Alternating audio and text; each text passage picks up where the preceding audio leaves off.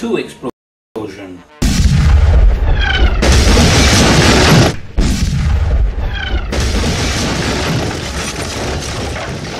Protecting his head and waiting for the debris to stop falling from the sky, and when the dust settled down he could see the Russians over there on the floor dead, some Hungarians wounded and others walking dazed by the explosion. When he was looking for the soldiers that was with him, he couldn't find him anywhere, nowhere to be seen. When he looked up the tree, he could see a half a leg with a boot and trousers hanging off this branch. Well, that's all that was left of that Russian. And my father said that he didn't ask to get paid for that job, and he walked himself home quite quickly. But he said for many, many months, when he passed that bridge and he could see that leg and trousers hanging off the branch, nobody would take it down or care about it. But anyway, that was another close call.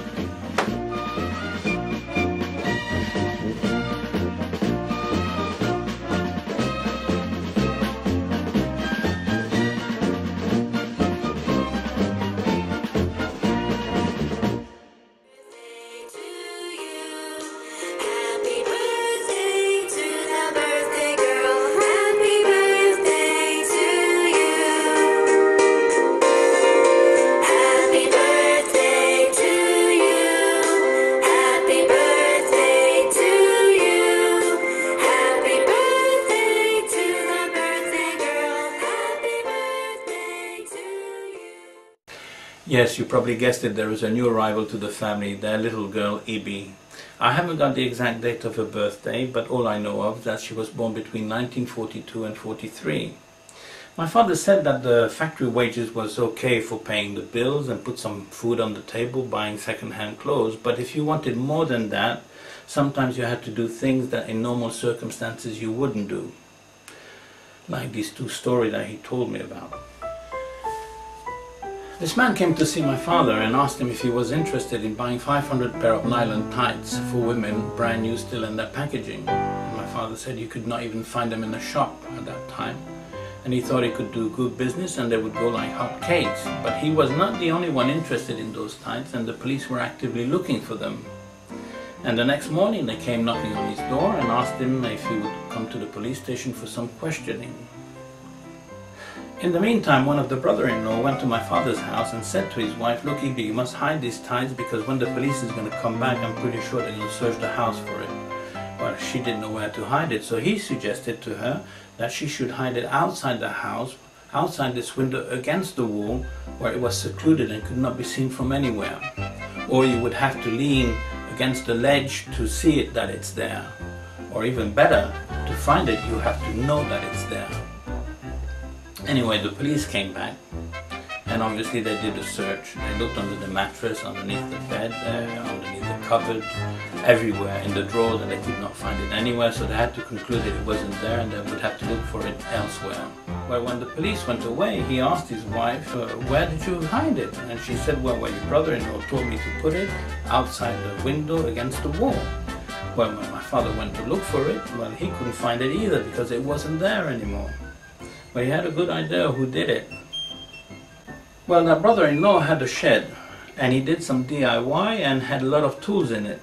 But also he had in the middle of the shed a massive anvil.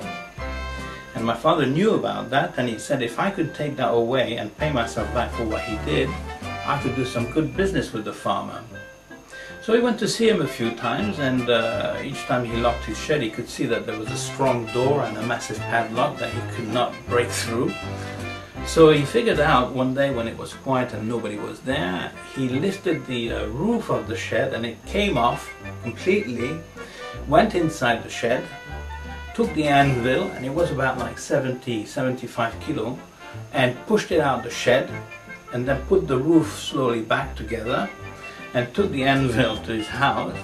When the brother-in-law went back to his shed, when he saw that there was no more anvil, he went to my father very upset and said, "Oh my God, you know, they've stolen my anvil, but the thing is that there was no forced entry." And he says, "I can't figure it out, how they've taken it." He never knew that it was my father who took it. When my father took the anvil to the farmer and he got quite a bit of alcohol, wine and spirit and things like that, he told me that he did a very good deal with the anvil and he paid himself back.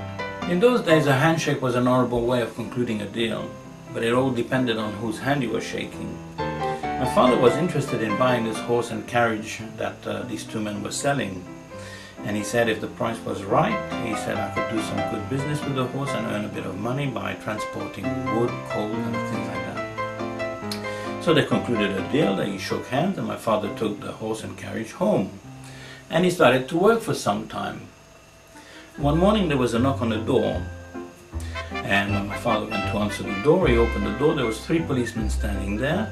The one in uniform punched my father in the face and then asked him, when and where did you steal the horse? Well, my father got up again and he said, look, I haven't stolen any horse. He punched him again and he said, don't lie to us and tell us when and where did you steal the horse.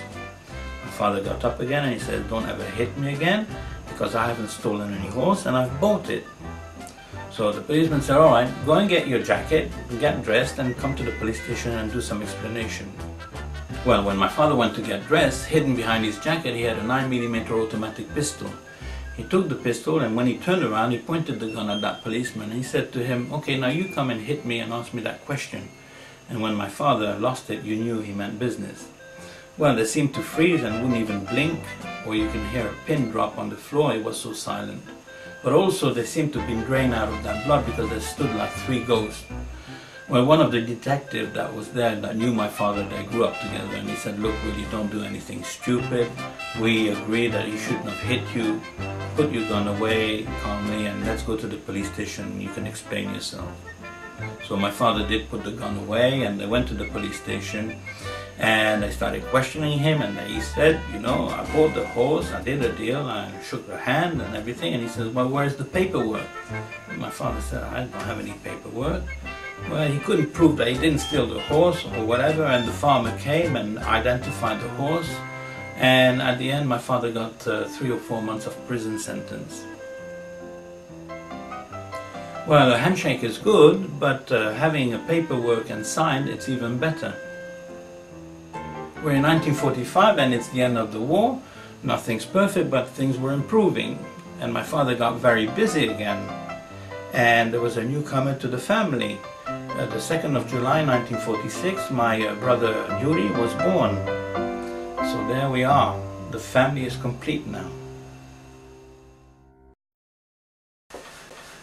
Well, the way things are standing now, my uncle Yoni, he's living in America. My father believed that he would have to stay as a factory worker to provide a steady wage for the family. But there was never any doubt in my uncle Joseph's mind that being an acrobat and staying in show business was the only ticket out of poverty and opening the doors to a new life. My uncle Immer, well, he was the quiet one, and my father didn't need much convincing that this is what really they wanted to do.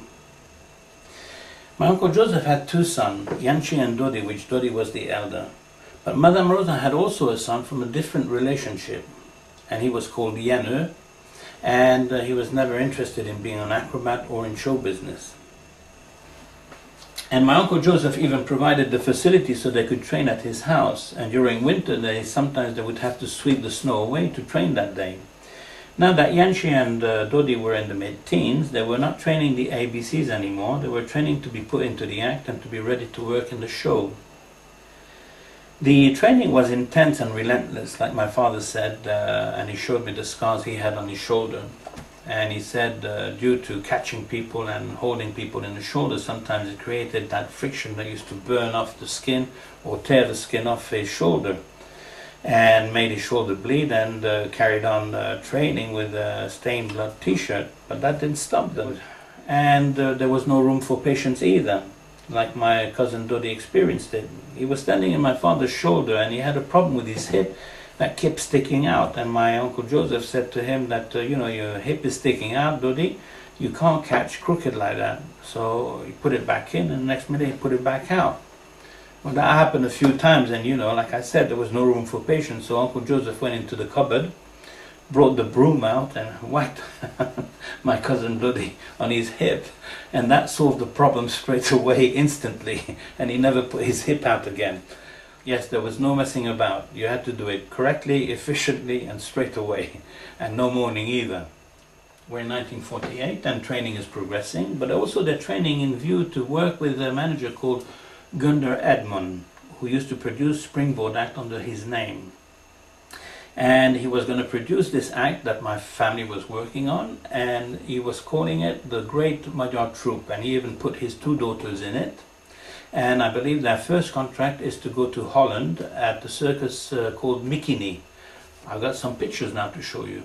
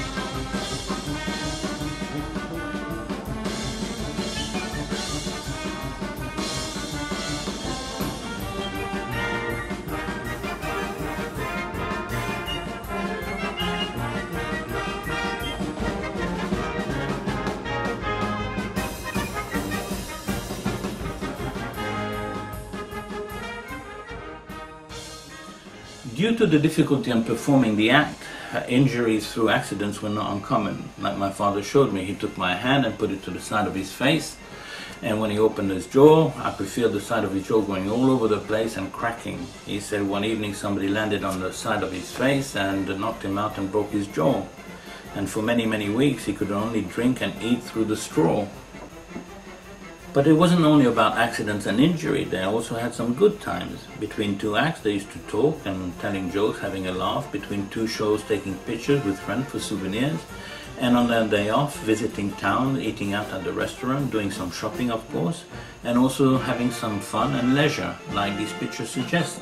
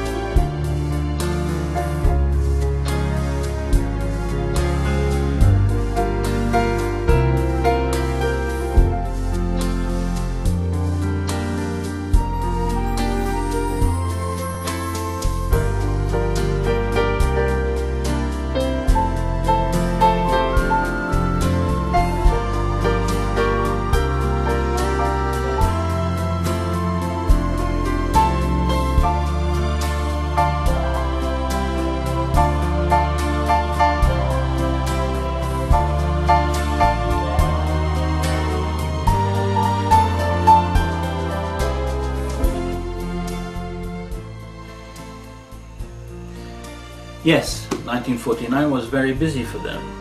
And in my next chapter I will be talking to you from the 1950 onwards. So if you are interested, I'll see you then.